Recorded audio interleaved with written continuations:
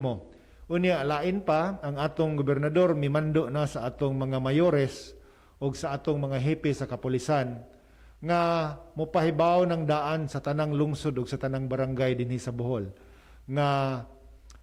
magsugod ang pagpanakop,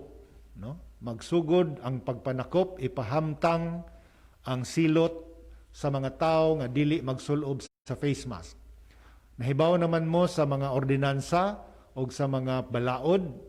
violation of the protocol kabahin sa atong COVID-19,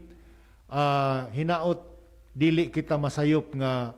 atong lapasan ang maong balaod kay di gyud magpanuko ang atong mga kapulisan per instruction na ang dili magsulob og face mask pagadakpon, pasakaan og sumbong og adunay mga penalidad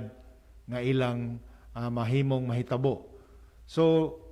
if we will just follow the law, if we will just wear the face mask, we will just do social distancing, wala man kay kahadlukan sa mao nga pagpanakop apan dunay uban lagi nga medyo gahi gyud ulo,